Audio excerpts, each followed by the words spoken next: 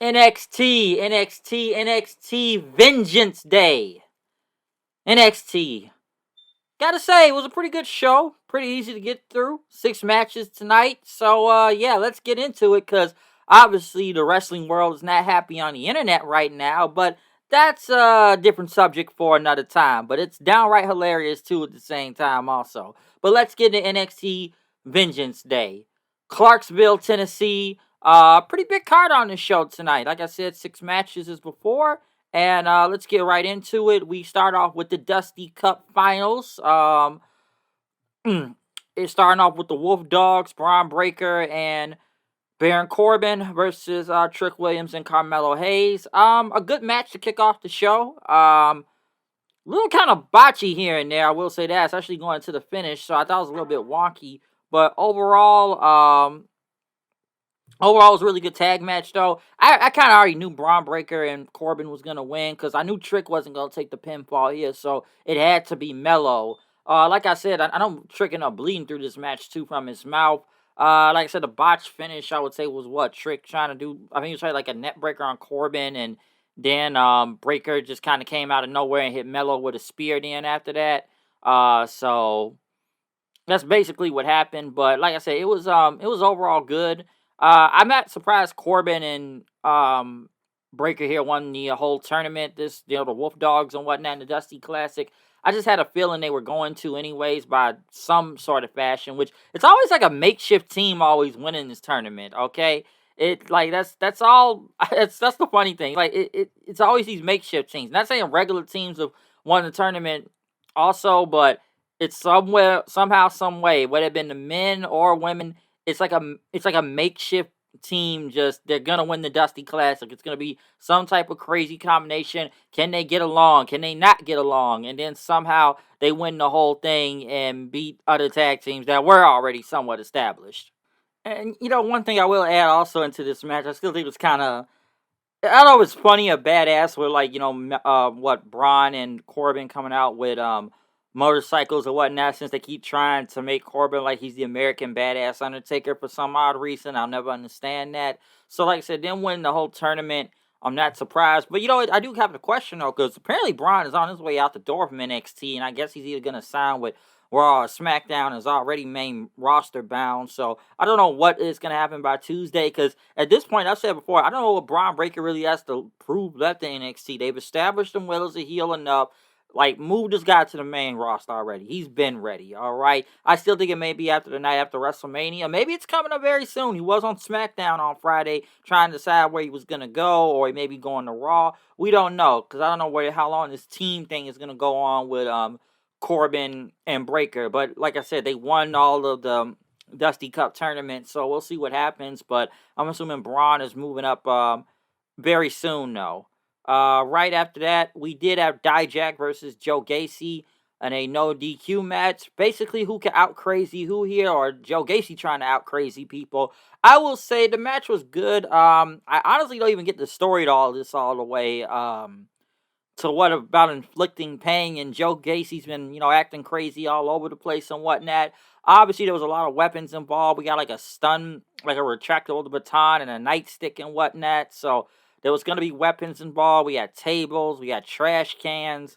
A lot of brutal stuff, I should say this too, because one brutal table spot with a table spot, they had the table on the outside, and Joe Gacy was trying to get him on it, and then he threw like a whole bunch of toys on there. So there's a lot of toys on this table.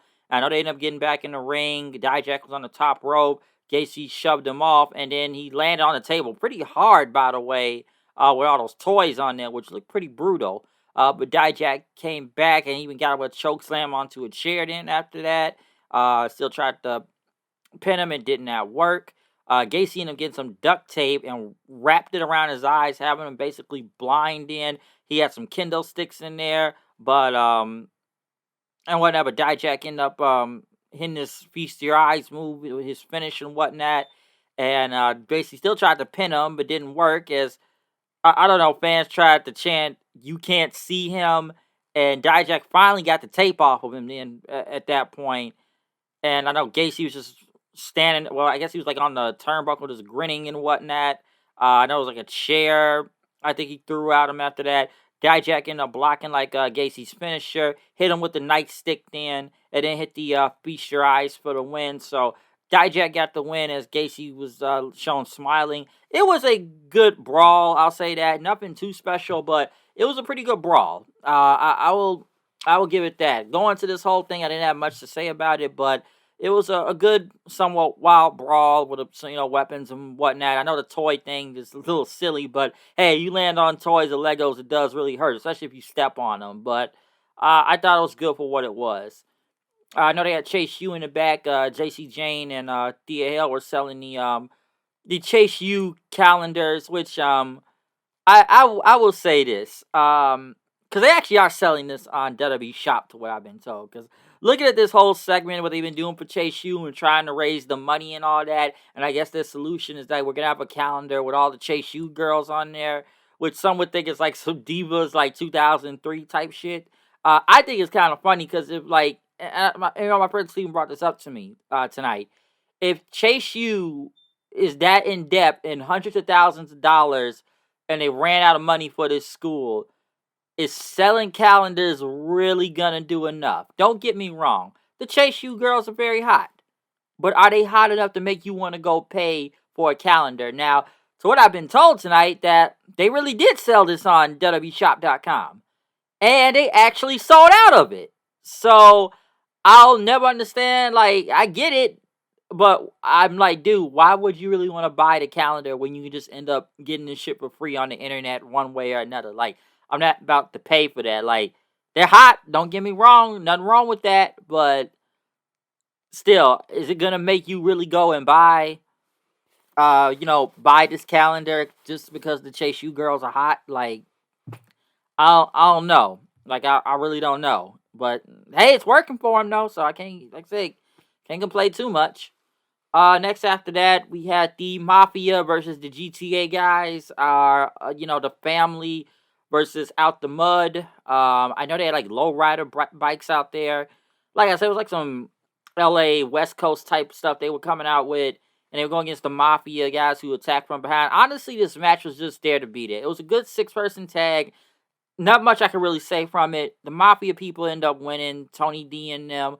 I actually thought OTM would have probably won, given that they've been I don't know, been going after the family for a minute, but they've been taking a lot of losses at the same time too. But like I said, Tony D and all of them won, so it's not much to say about this match. Like, it was an okay 6-person tag. There's not a lot to say about it, so I'll give them that. Um, right after that, I know Trick and Melo were in the back. Medics was taking on Trick then because it was the leg what happened early in the match, and Spear, see everything was gonna be okay. Right after that, they had Laya Valkyria versus Roxy for the NXT Women's Title. Bird Girl. One thing that was kind of brought out, and I noticed this tonight. Like, some say both women are very small, but even Valkyria there is even a little bit taller than Roxy, because they are both very small. But we already know that. But someone out Roxy is actually even smaller than Valkyria there, so kind of makes you wonder. And actually, I was actually digging this match until they did their Money in the Bank cash-in thing with excuse me, choked there for a second. But until they did their Money in the Bank cash-in thing, they had Lola Vice come out and cash in her NXT contract, breakout contract and whatnot. Which it was kind of weird. I know Tatum Paxley was out there tried to block her from it, but Lola Vice was able to get in the match and ended up turning to a triple threat then. And it wasn't even that bad when it was a triple threat. It took some time to get into. I would have just stuck with the one-on-one, but it ended up with, like I said, the finish was kind of crazy all over the place. And it's a no DQ match, so what? Tatum Paxley ended up getting involved anyways and knocking Roxy off of Valkyria, and then Lola Vice tried to come back with her kick, but Valkyria ended up hitting her finisher for the win. So in a way, it kind of wasted Lola Vice's like contract thing they had here. Also, I guess they were trying to protect Roxy and Valkyria. Roxy, since she never did lose the NXT Women's Title, and now she has another out, given that how this cash-in thing went. And like, I guess they didn't want to pin any of them, which you can't protect everybody all the time, but it does kind of waste this whole breakout thing with Lola Vice. And listen, I know she's not there all the way yet, obviously. I think we all know that. It's not like she's going to the main roster. She just got to NXT not that long ago. But I did not really think they was just going to have her cash in and just kind of, waste this breakout contract thing. And still get pinned. Get pinned too. By the way, she got pinned. Let me say that with the whole protection thing. She got pinned. So obviously it's gonna set up another match with Valkyria and Roxy, Bird Girl, whatever you want to go with. So I think that's gonna happen.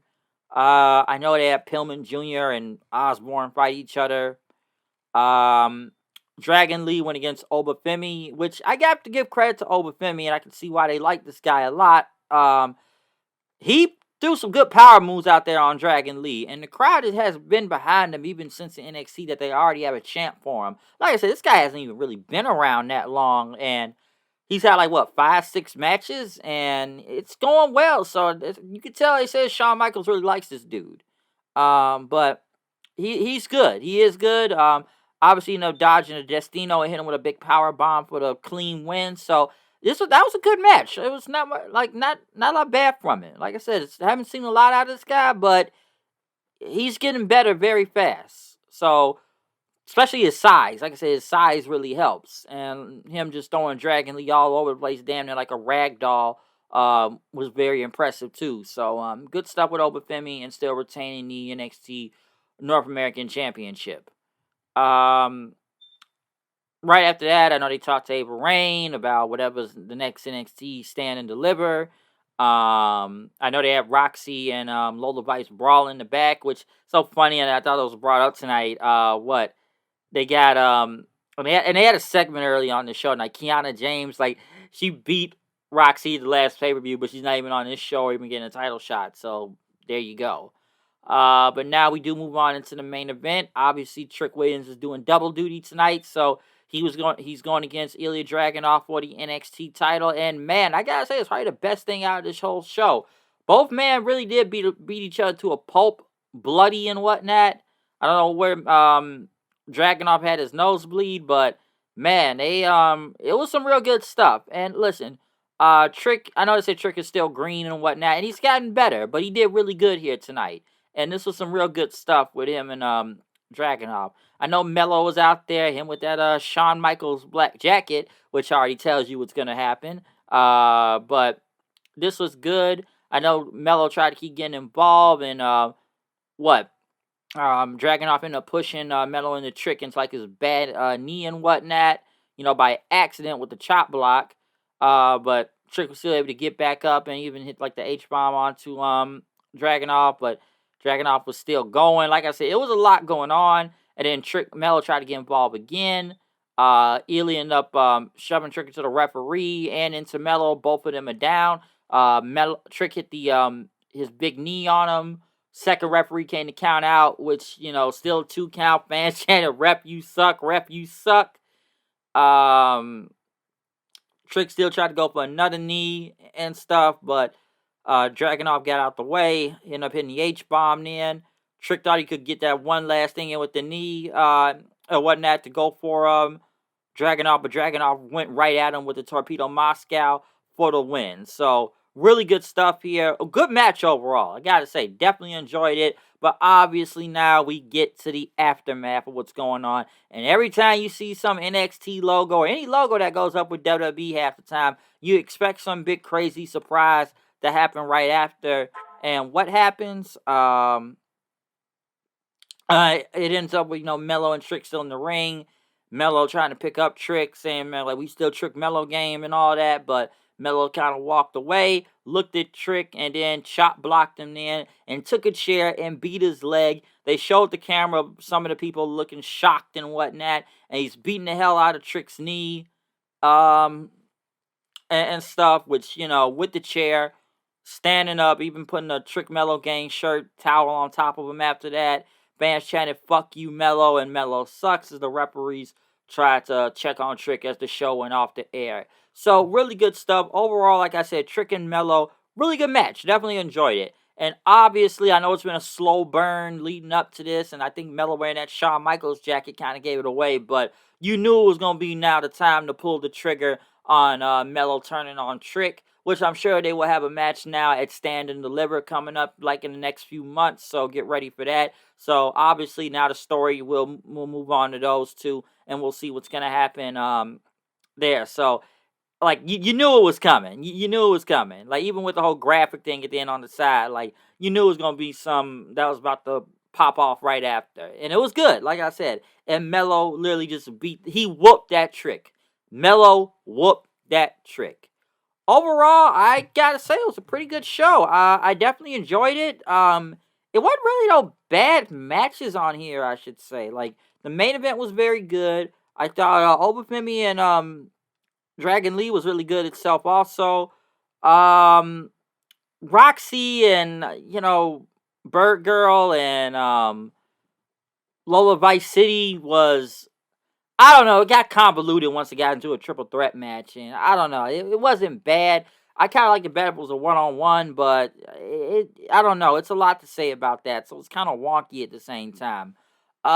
Breaker and Corbin winning the Dusty Cup thing, that was good too. Like I said, the match wasn't bad. The six-person tag honestly felt like it was just there to be there. Dijak and Gacy was pretty okay too. Like I said, it wasn't a bad pay-per-view though.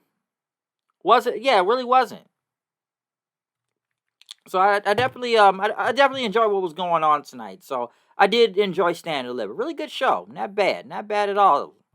So yeah, if I had to grade this show, man, what would I really give NXT Vengeance Day? I don't know. I'll probably maybe give it I wanted to say C plus, but maybe a B minus, almost to a B. I don't know, B minus or a B. It was a good show. It was a very good show. Not a bad show at all. So yeah, that's what I would grade it though. But yeah, tell me what y'all think about Vengeance Day. So yeah, it was a lot of good stuff on here. So yeah, comment, subscribe, follow me on Twitter at HoodieKnight890. Hit the like button, hit the notification bell, and yeah, just tell us what you think about this show tonight. Other than that, I'm out of here. See y'all then. Peace out.